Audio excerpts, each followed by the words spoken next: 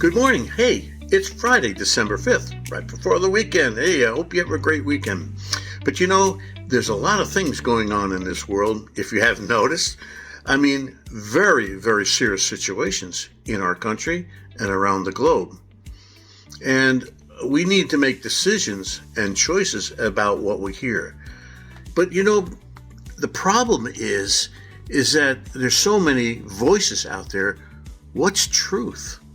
How do you discern who's telling the truth, especially with all this AI stuff? I know because I'm in courses learning about it to produce good Christian videos and graphics. And there's serious stuff out there that we need to make decisions about. God has given us the ability to make choices. It's right in His Word. And with all these events going on, you're being put into situations where you have to make a decision about it. And sometimes that's not always the easiest situations. But 43 years ago, I was confronted with my attitude as a police officer. Yeah, who do you think you are? Do you have all the answers? What evidence do you think you have that there is no God? I'm like, whoa, because I was an atheist cop. Yeah, I didn't believe in anything unless I saw it. I mean, cops have to deal with physical evidence. Excuse me. And so I was convicted about that, and I finally said, well, maybe I am wrong. And that was hard. Sometimes your ego gets in the way.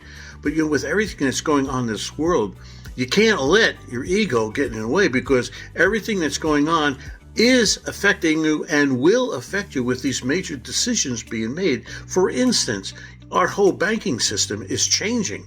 We're getting rid of cash. Eventually, it's going away, and we need to transfer what we do have into digital assets.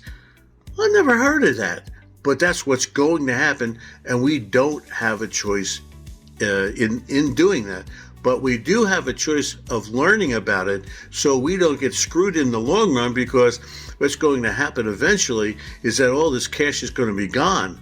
And if you don't have it transferred into some type of digital asset, you're going to lose everything you have in finances. So one thing we always do, or we've done for our entire lives, is that we make mistakes.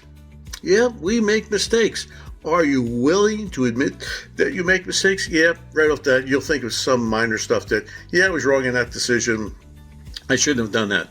What about the major mistakes, the very serious ones that we're embarrassed about telling everybody about? I've made some extremely embarrassing mistakes in my life. But the best part is that there is a God, and He sent His Son here. Why did Jesus come here?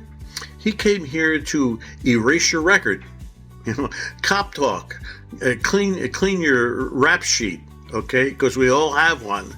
But the rap sheet is what keeps us out of heaven and sends us to hell. Oh, no, see, I didn't write the Bible, but that's what's in here. See, He came here to clean out your rap sheet and forgive you of your mistakes. But there's one problem, one choice you have to make. You have to accept that. Now, you have a decision to make, and you have a choice to see whether there is a Jesus. Is there a God? Well, I had to find that out for myself, and I'm asking you right now to do that, because there's some situations that are going to be arising very shortly, if they haven't already, that you're going to have to make some serious decisions. And so now's the time, right now, to make a decision for Jesus Christ running your life. It's not religion. What you're doing is making a one-on-one relationship with God through His Son Jesus, because He came here and paid the penalties for all our mistakes. Yes, the Bible calls them sins. We don't like that word sin because it's related to church and religion. But you know something? When you pick up the Bible, there's no religions in there. Whoa, there's no religions in the Bible? Nope. So who made religions? Man did. And that's why Jesus was so upset at the religious people at the time, because all Jesus said was, come follow me. Simplistic, and that's all He's asking you to do, is ask Him to forgive you of all those mistakes that you've made, even right up. And guess what? That doesn't mean you're not going to make more mistakes. We make mistakes every day, whether it's little or major. And so Jesus is willing he was willing to give up his life, and all you have to do is say, I'm sorry, Lord.